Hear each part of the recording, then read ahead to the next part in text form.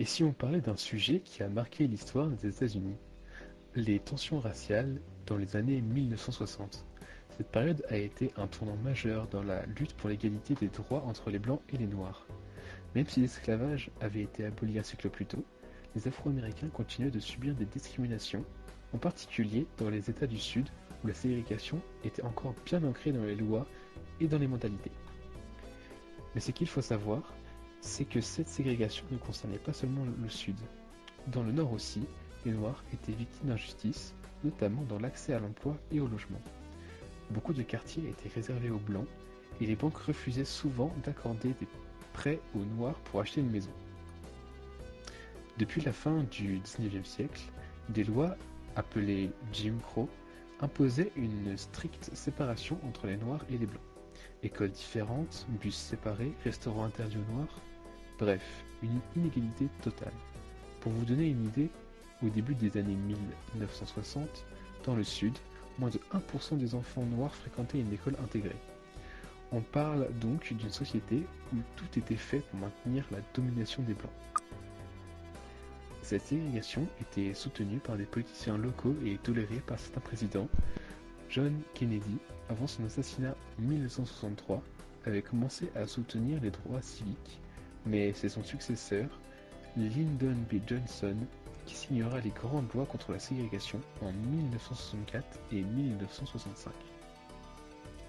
Face à ces injustices, un grand mouvement va émerger, le mouvement des droits civiques. Son objectif, mettre fin à la ségrégation et obtenir une égalité des droits pour les Afro-Américains. Parmi les figures emblématiques, il y a bien sûr Martin Luther King Jr., qui prônait la non-violence et l'action pacifique, mais aussi Rosa Parks, qui a refusé de céder son siège à un passager blanc dans un bus à Montgomery en 1955. Un geste qui a marqué les esprits et a lancé un vaste boycott des bus de la ville. Mais tout le monde ne voulait pas du changement. En face, une opposition féroce se manifeste, notamment avec le Ku Klux Klan, aussi appelé KKK.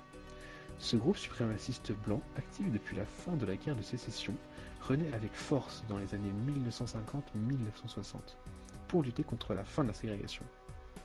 Le clan va utiliser la violence et la terreur contre les Afro-Américains et leurs alliés blancs.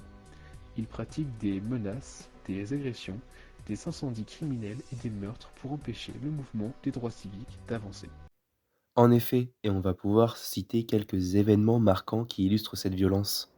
Par exemple, nous avons l'attentat contre l'église baptiste de Birmingham en 1963.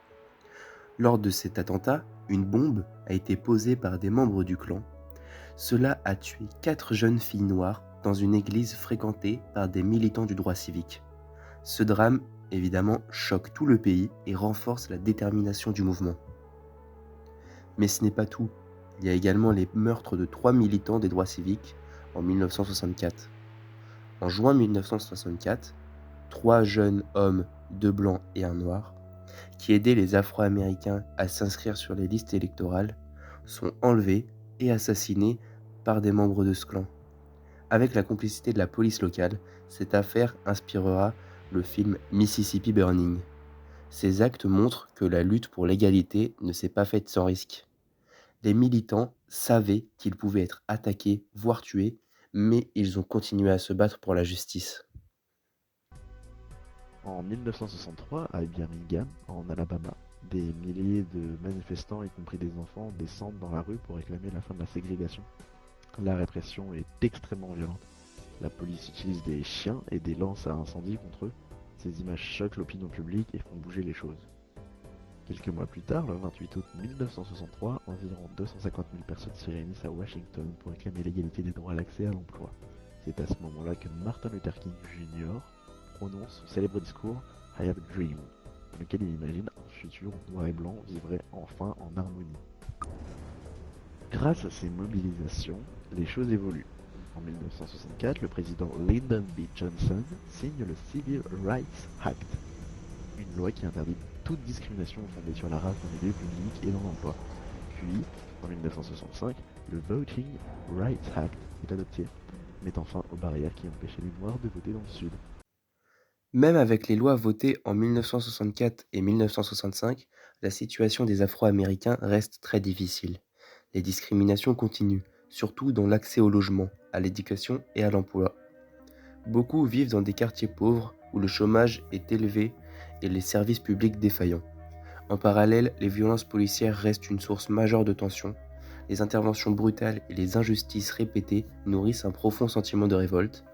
Un résultat pour tout ça, une série d'émeutes éclate dans plusieurs grandes villes.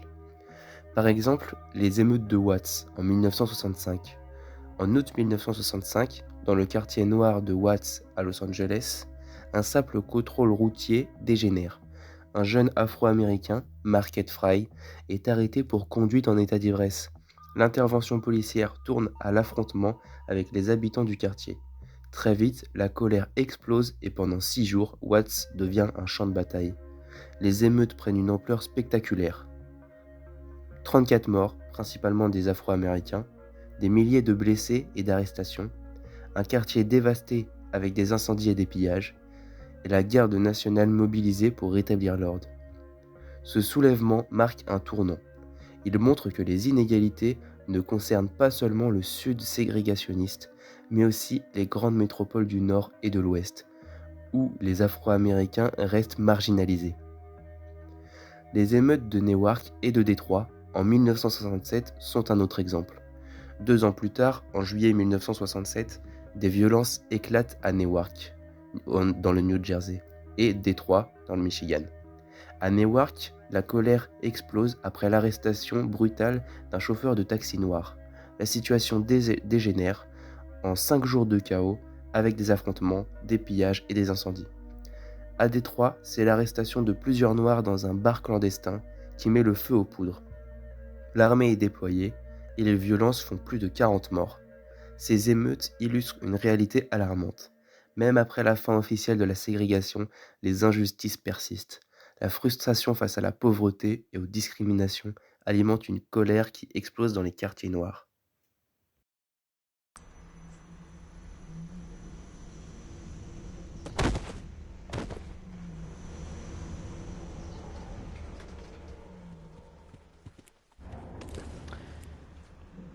Bonjour. Les années... Non, coupe. Les années 1960 ont été un moment décisif dans la lutte contre la ségrégation aux États-Unis.